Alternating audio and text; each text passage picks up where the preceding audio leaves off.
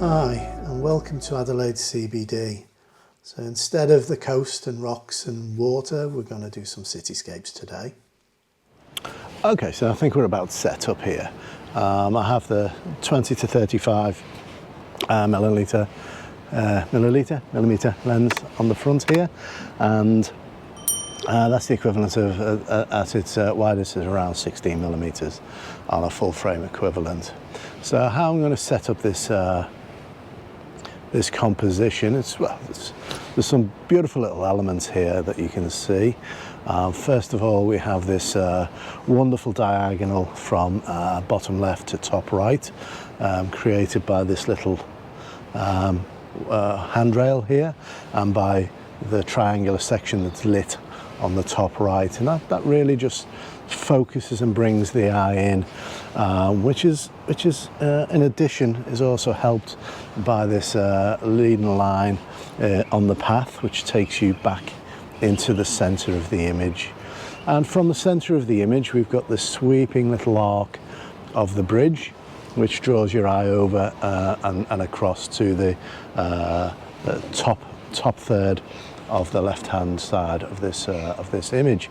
Now, what I would love is to actually have the that large building with the strip of lights is a hotel, and I would have loved to have those windows lit. I may have had a better opportunity of an evening when people tend to put their lights on later rather than early morning as it is now.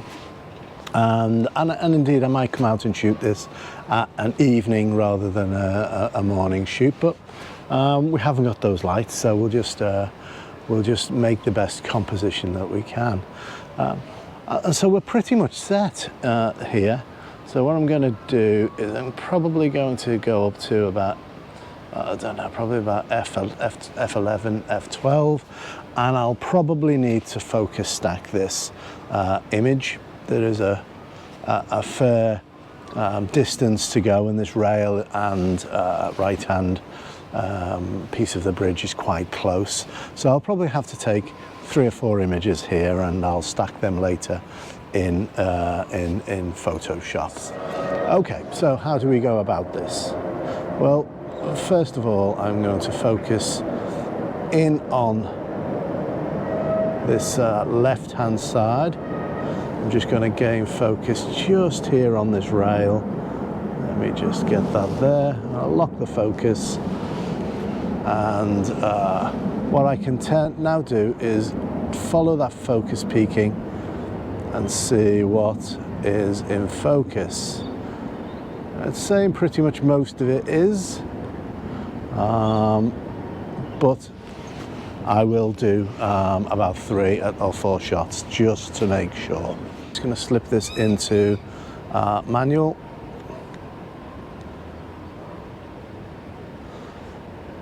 And I'm going to have to probably focus stack this. So I'm probably not going to go up to 2 minutes. 60 seconds looks okay. You can see from the histogram that this is bunched up to slightly to the left, but it's not actually going over that little side left-hand line, so that's good. And I'm just going to check what 2 minutes would give us. 2 minutes gives us a bit more leeway on that left-hand side, but the problem with that shot is it's blowing out the highlights of those lights. So probably 2 shots here, 60 seconds to capture the highlights, and then 2 minutes to capture the shadows. So we'll jump in and we'll do that now. So here we go, 60 seconds, f16, focused on this near rail.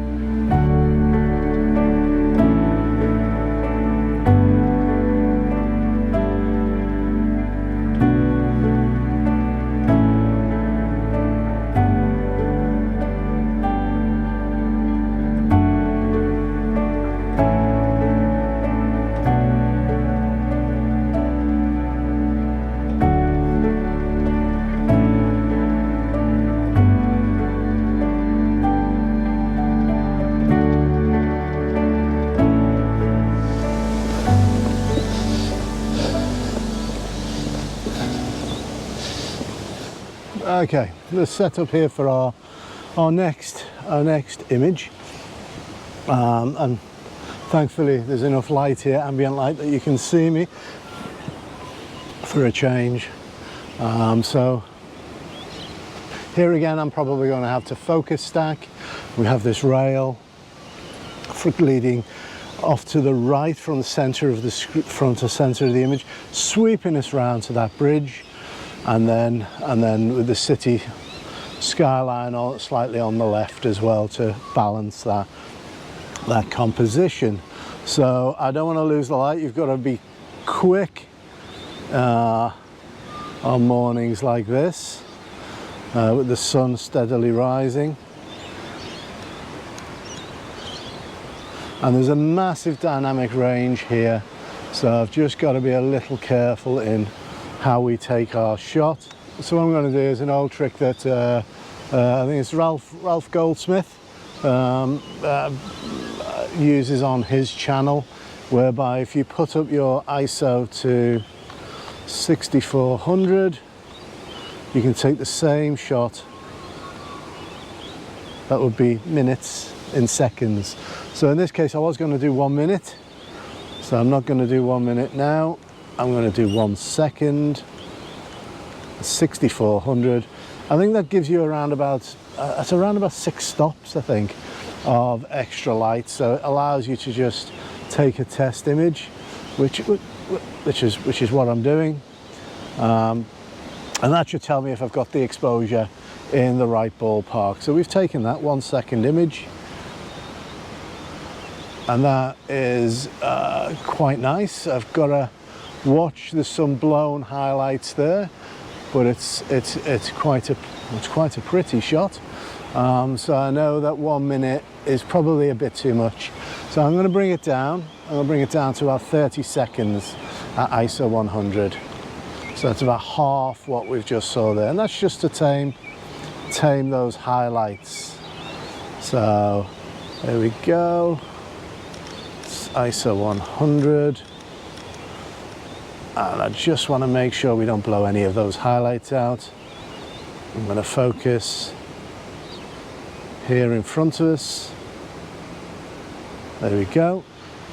And we're not far off sunrise at the moment, so that's why I'm rushing just a little bit. So again, the same process as before. I'm just going to move along, take several images just leading through this composition. Now there are trees, the wind's picked up and there's trees moving. I don't mind them being out of focus and blurry. Well, not out of focus, they're going to be blurry because of the movement and a 30-second exposure. I could possibly use the ISO 6400 image and paint back in some of the detail on that tree. I'll see that when I get back to the office. The light's now catching nicely on those buildings as the light's rising off to our left, so we're getting a little bit more detail. So those clouds are actually very, very nice and dramatic. You don't need colour all the time, but the shape and form of those clouds is quite nice.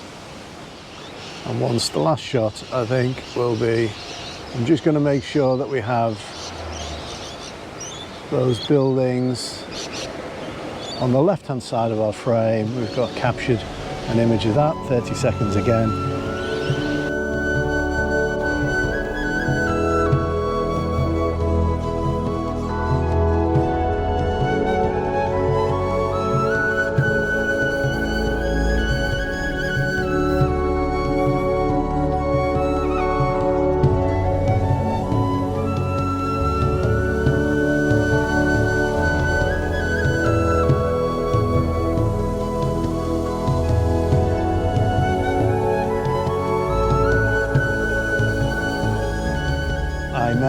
Actually use my 32 to 64 and construct a panorama. Now to do that I've got to be very quick to get that panorama through, and the reason why I may do that is with the wide angle it tends to distort the extremes of your image, So you'll get some barrel distortion around the edges, and you know, modern software is fantastic at adjusting that, but by adjusting it you do lose, you know, some of the width of the image in this case. And I may just do that panorama just to show that you don't need a wide angle lens, first of all, and secondly it helps to keep the verticals vertical throughout your scene. Okay, so I've decided that we are going to do this little panorama shot. So the first thing we need to do is make sure that our camera is absolutely level. Lucky enough, I've got a level in head on. I'm making sure that our horizon line is completely straight. As you can see, let's just make sure that horizon line is spot on. So when you rotate your camera along your pano, that green line stays perfectly straight. That will help you when you're stitching later on. And so with this, it's probably going 1, 2, 3, 4, 5, possibly 5 images. So we've got to move quickly. I'm still at f16. I can probably come down just a touch to f14 and then lower our exposure time to about 15 seconds. I'm just adjusting, I realise I'm just adjusting the polarizer, but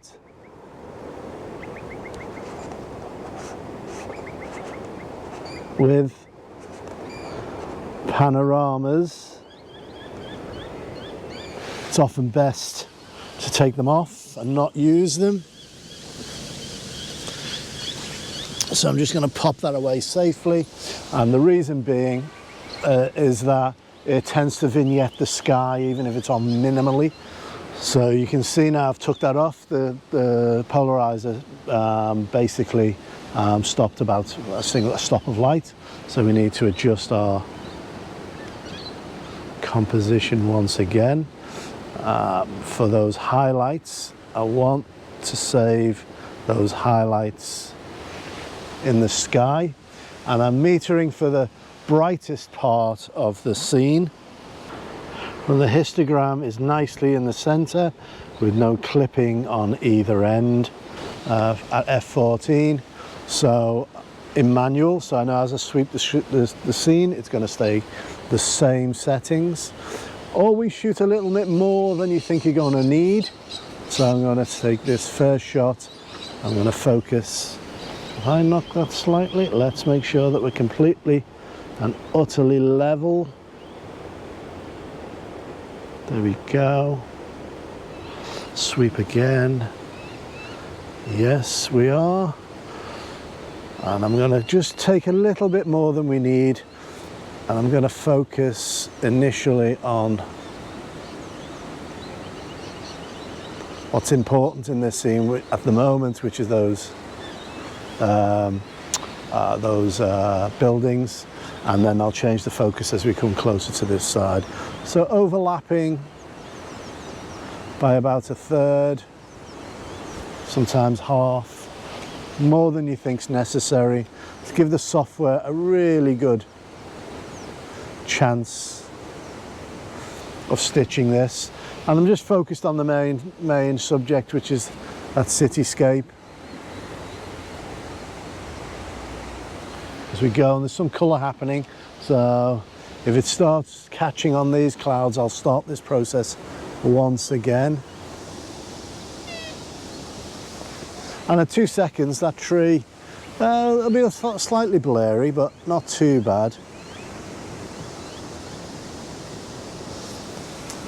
And it's when I get to this final image with this rail that I'll have to do some real focus stacking. So this is where I'm going to focus through.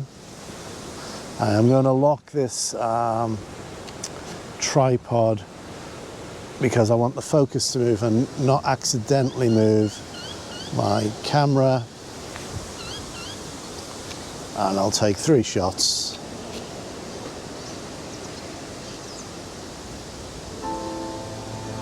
to get that in focus.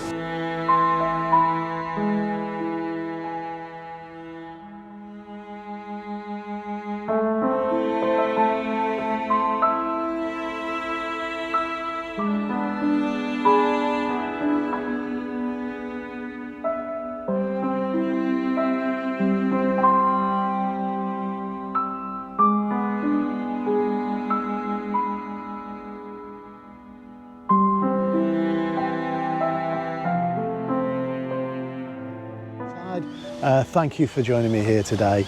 I hope you've enjoyed it.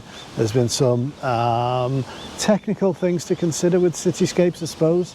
The focus stacking, the exposure blending, but the main thing is making sure that you don't blow your highlights and that your exposure time is sufficient to grab some detail out of those shadows. I wish we had the colour. What can you say? We didn't, so it's what you've got to live with as a photographer, haven't you? You just got to take what you're given and do the best you can. So, all being said, please look after yourself, look after your loved ones, and until next time, see ya.